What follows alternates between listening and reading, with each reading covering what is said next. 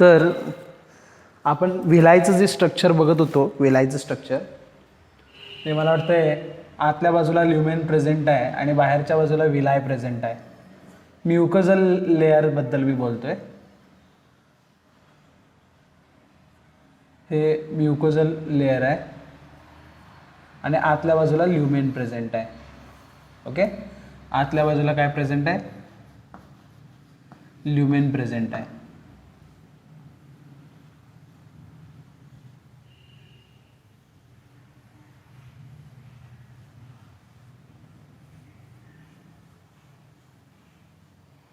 आणि या बाहेरच्या बाजूला इथं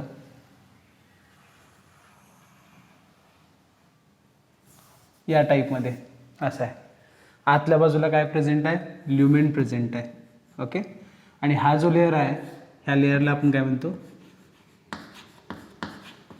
म्युकोजा लेअर असं म्हणतो. काय म्हणतो आपण याला? म्युकोजा लेअर.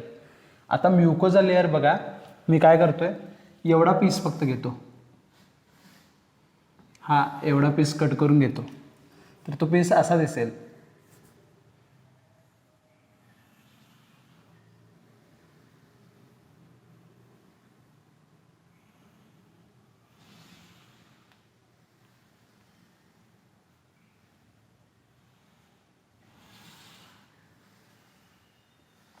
असा दिसेल. हा म्युकोजा लेअर आहे. कुठला लेअर आहे हा? म्युकोजा. मी इथं त्याला म्युकोजा असं म्हणतोय. ओके, आता एक गोष्ट सगळ्यात महत्त्वाची इथे लक्षात ठेवणं, हे फिंगर लाईक प्रोजेक्शन्स जे असतात त्याला आपण विलाय असं म्हणतो. त्याला आपण काय म्हणतो? विलाय म्हणतो. ओके, VILLI, विलाय असं म्हणतो. ओके, आता हे जे उंचवटे आहेत, हे जे अप्पर पार्ट जो आहे that is called as a villi. पण हे जे खाली पार्ट येतो ना असा डीपमध्ये, हा जो खाली पार्ट येतो ना डीपमध्ये, त्याला म्हणायचं क्रिप्ट्स. काय म्हणायचं त्याला? क्रिप्ट्स. ॲक्च्युली त्याचं नाव आहे crypts of Lieberkuhn. Okay, page number 259 and 260 from NCERT textbook. This is for National Eligibility cum Entrance Test, that is NEET.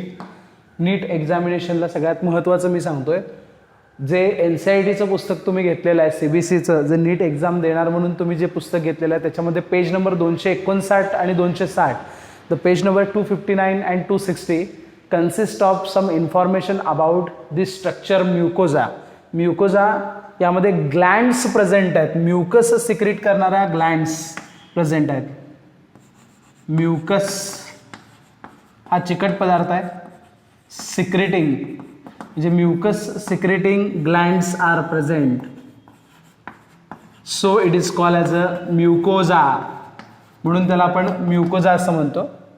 Okay, आणि हे जे दिसतंय तुम्हाला that is called as a villi. वरच्या बाजूला जे फिंगर लाईक प्रोजेक्शन आहेत त्याला आपण विलाय म्हणतो, आणि खालच्या बाजूला जे डेप्थमध्ये आलेला आहे, खाली गेलेला आहे, तो जो पार्ट आहे that is called as a crypts of Lieberkuhn. Crypts of Lieberkuhn page number 260 वरती दिलेला आहे. Crypts of Lieberkuhn, LIEBERKUHN,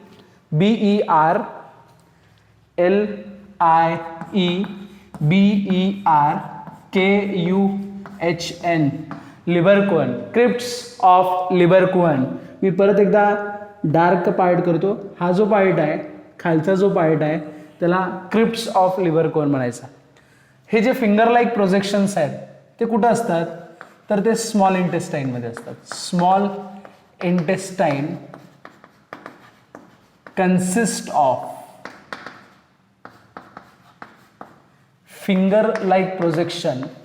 finger like projection in mucosa called villi. फक्त आणि फक्त स्मॉल इंटेस्टाईन मध्ये हे जे उंचवटे असतात, हे जे फिंगर लाईक प्रोजेक्शन्स असतात, याला आपण काय म्हणतो? विलाय असं म्हणतो. Otherwise in some irregular folds are present called as a rugae. They will going to ask a question on this concept. स्टमकमध्ये काय असतं, रुगी प्रेझेंट आहे आणि स्मॉल इंटेस्टाईनमध्ये काय प्रेझेंट आहे, विली प्रेझेंट आहे. This is very important. मी डबल स्टार करून ठेवतो दोन्हीला सुद्धा. ओके, रुगी कधी म्हणायचं आणि विली कधी म्हणायचं. स्टमकच्या आतल्या बाजूला इरेग्युलर फोल्ड्स आहेत आणि त्या इरेग्युलर फोल्ड्सला आपण रुगी असं म्हणतो. पण स्मॉल इंटेस्टाईनच्या इंटरनल साईडला उंचवटे आहेत, फिंगर लाईक प्रोजेक्शन्स आहेत, that is called as a villi. अजून एक सगळ्यात महत्त्वाची गोष्ट काय, तर हा जो विलायचा पार्ट आहे, आता हा विलायचा पार्ट आहे, त्याच्यावरती एक सेल प्रेझेंट आहे आणि त्या सेलला परत छोटे micro finger like projections present आहेत.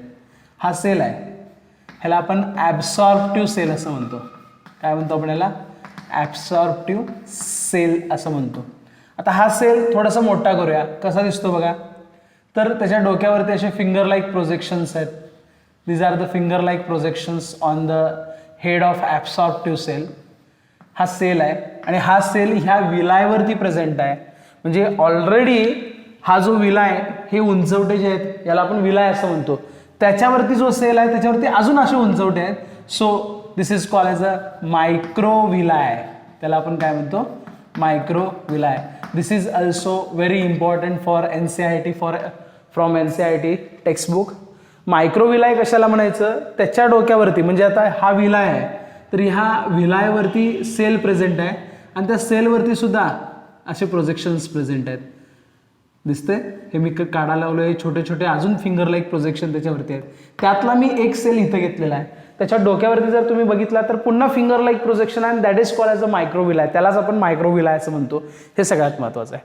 दुसरं, हा जो म्युकोजाचा लेअर आहे ह्याच्यामध्ये ब्लड वेसल्स प्रेझेंट आहेत, लक्षात ठेवा. These are the blood vessels.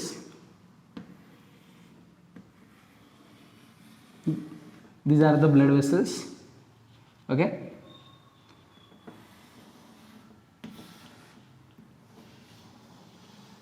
These are the blood vessel. Network of blood vessel is there. Vein and artery.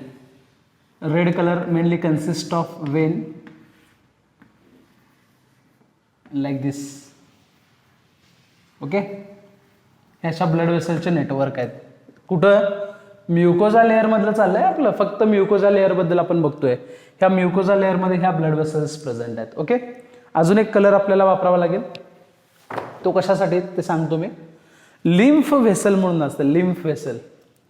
ती लिम्फ व्हेसल अशी असते, दिसतंय. हे येल्लो कलरिंग जे आहे ना ते लिम्फ व्हेसलसाठी आहे आणि ती लिम्फ अशी विलायमध्ये वरती जाते.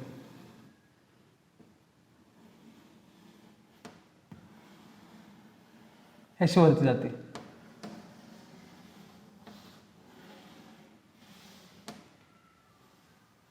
याची वरती जाते. याला आपण लिम्फॅटिक वेसल असं म्हणतो. काय म्हणतो आपण याला, lymphatic vessel.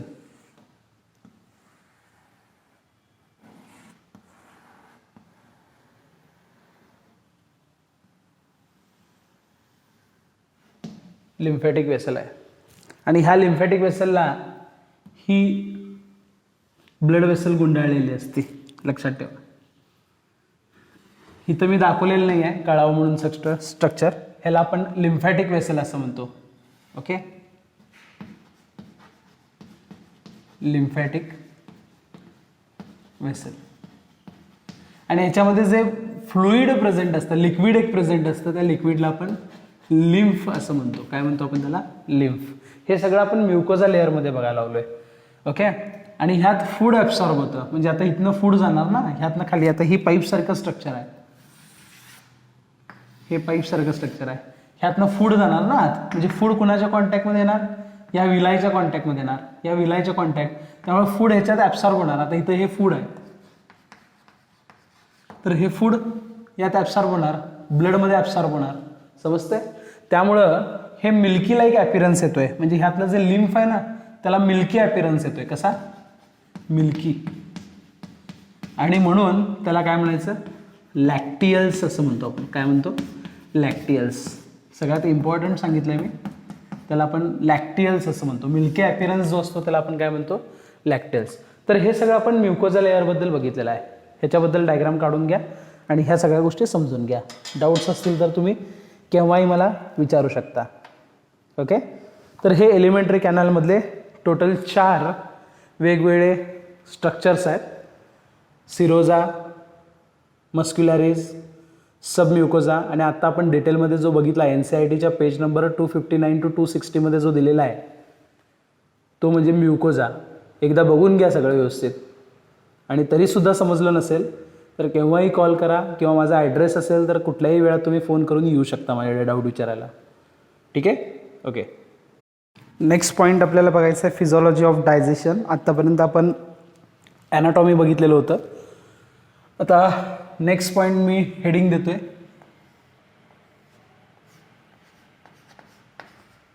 Physiology of digestion. Physiology याचा अर्थ काय, the study of function is considered as a physiology. Physiology of digestion म्हणजे आपल्याला फंक्शन बघायचं आहे, डायजेशनचं फंक्शन बघायचं आहे. नेमकं डायजेशन कसं होतं आहे हे आपल्याला या ठिकाणी बघायचं आहे. आता एक गोष्ट लक्षात ठेवा, आत्तापर्यंत आपण जे स्ट्रक्चरचा स्टडी केला that is called as a anatomy.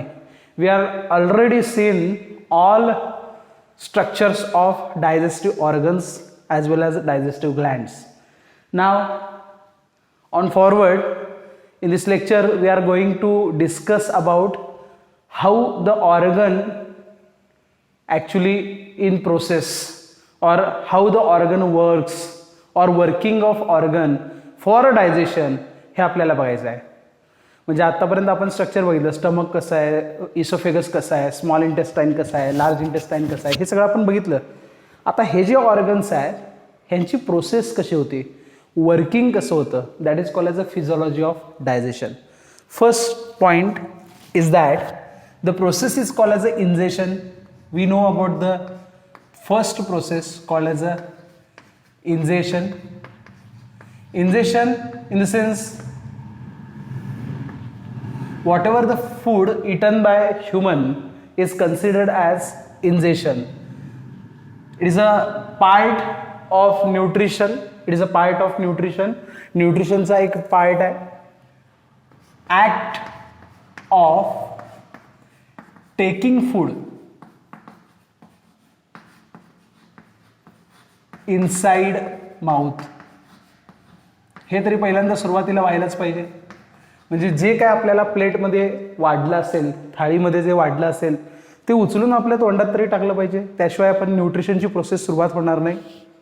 तर इंजेक्शन ही पहिली प्रोसेस आहे ज्याच्यामध्ये आपल्याला काय सांगितलं, फूड उचलायचं आहे आणि तोंडात टाकायचं आहे. ओके, ही पहिली प्रोसेस आहे. That process is called as a injection. Next step काय येते, जे आपण फूड खातो त्याचं नेचर काय, फूड्स नेचर. आपण जे काय खातो, भाजी असेल, भाकरी असेल, फ्रूट्स असतील, जे काय आपण खातो ते डायरेक्ट आपल्या बॉडीचा पार्ट होतात का, तर होत नाहीत. आपण जे फूड खातो, समजा मी भाकरी खाल्ली, डाळ खाल्ली, भात खाल्ला, तर तो आहे असा रक्तात मिक्स होतो का, तर होत नाही. का होत नाही सांगतो. कारण आपण जे फूड खातो ते कसं असणार आहे, इनसोल्युबल. त्याचबरोबर ते फूड कसं असणार आहे, कॉम्प्लेक्स असणार आहे. त्याचबरोबर ते ॲब्सॉर्ब होणार का, नाही होणार. सो नॉन ॲब्सॉर्बेबल, ते ॲब्सॉर्ब होणार नाही. किंवा ते डिफ्यूज होणार का, होणार नाही. का, तर ते कसं आहे, नॉन डिफ्युजेबल. त्याचबरोबर ते कॉम्प्लेक्स आहे, पॉलिमर आहे. लक्षात ठेवा, ते कसं आहे, पॉलिमर आहे. आणि त्याचबरोबर पॉलिमर बरोबर त्यांच्यात जे बॉन्ड्स तयार आहेत, कॉम्प्लेक्सिटी जास्त आहे त्याच्यामध्ये. ओके, ते डिफ्यूज होत नाही, नॉन डिफ्युजेबल आहे, नॉन ॲब्सॉर्बेबल आहे, कॉम्प्लेक्स फूड मटेरियल आहे, इनसोल्युबल आहे, त्याची कॉम्प्लेक्सिटी जास्त आहे, असं फूडचं नेचर आहे. मग हे फूड आपल्या ब्लडमध्ये ॲब्सॉर्ब होत नाही किंवा आपल्या बॉडीचा पार्ट होऊ शकत नाही. मग अशा फूडचं पहिल्यांदा काय व्हायला पाहिजे, डायजेशन व्हायला पाहिजे. अशा फूडचं काय व्हायला पाहिजे? डायजेशन. आणि डायजेशन हे किती प्रकारे होतं? तर मेकॅनिकल डायजेशन आहे आणि त्याचबरोबर केमिकल डायजेशन आहे.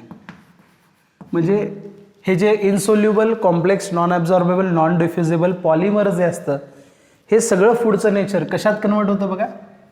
सोल्युबल, त्याचबरोबर सिंपल,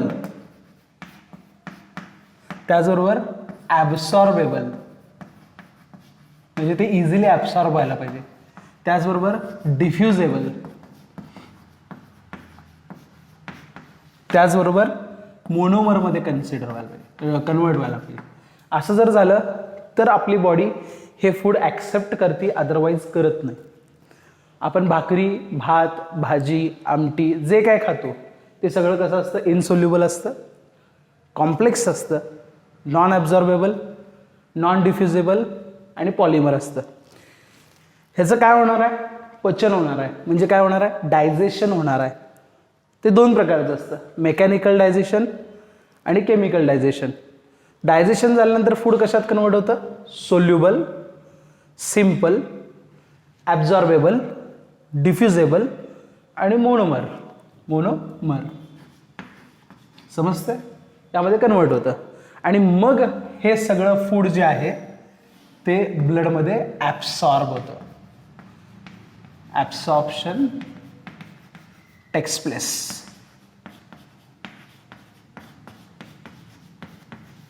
ह्याचं ॲब्सॉर्प्शन होतं. ह्या सबस्टन्सचं ॲब्सॉर्ब होणार काय? तर होणार नाही. हे सगळं सबस्टन्स आहे असं ॲब्सॉर्ब होणार नाही, मात्र हे सबस्टन्स ॲब्सॉर्ब होणार. त्यासाठी ह्या सगळ्या फूड मटेरियलचं काय व्हायला लागतं? डायजेशन व्हायला लागतं आणि त्याच्यानंतर सिंपल फॉर्ममध्ये कन्व्हर्ट होतं. आणि ही प्रोसेस एलिमेंटरी कॅनॉलमध्ये कशी होती ते आपल्याला डिटेलमध्ये बघायचं. ओके, हे लिहून घ्या. त्यानंतर पॉलिमर हे तुम्ही पहिल्यांदा ऐकत असाल किंवा ऐकलं असाल. आपण जे फूड खातो ते पॉलिमर फूड असतं. नाव what mean by the polymer? तर बघा, समजा एक युनिट जर मी घेतला तर याला मी मोनोमर असं म्हणतो. काय म्हणतो? मोनोमर. एक युनिट जर असेल तर त्याला मोनोमर म्हणायचं. दुसरा युनिट जर मी घेतला तर 2 युनिट झाले, म्हणजे याला मी डायमर असं म्हणणार. समजा तिसरा युनिट मी घेतला तर हे काय झालं? ट्रायमर झालं. 4 युनिट घेतले तर टेट्रा, पेंटा, हेक्झा, हेप्टा, असं करत करत करत करत मोनोमरची संख्या जर वाढायला लागली तर मोनोमरचं काय होईल? पॉलिमर होईल. मोनोमरचा हा मोनोमर होता, मोनोमरचा काय झाला? पॉलिमर झाला. समजतं काय? बघा, मोनो याचा अर्थ सिंगल युनिट. हे सिंगल युनिट आहे, ह्याला म्हणायचं मोनोमर. मोनोमरचं काय झालं? पॉलिमर. म्हणजे असे भरपूर सिंगल युनिट एकत्र आले की लक्षात ठेवायचं त्याच्यापासून पॉलिमर तयार होतोय. आणि हा पॉलिमर कसा असतो? कॉम्प्लेक्स असतो. हा पॉलिमर कसा असतो? कॉम्प्लेक्स. आणि मोनोमर हा कसा असतो? सिंपल असतो. हे पॉईंट नोट करून घ्या, सगळ्यात महत्त्वाचे पॉईंट्स आहेत. हे जर कळालं, डायजेशन टॉपिक परफेक्ट झाला. एक सिंगल युनिट जर घेतलं तर त्याला आपण मोनोमर असं म्हणतो. आणि भरपूर युनिट मोनोमरचे एकत्र आले, ते मोनोमर्स काय करतात?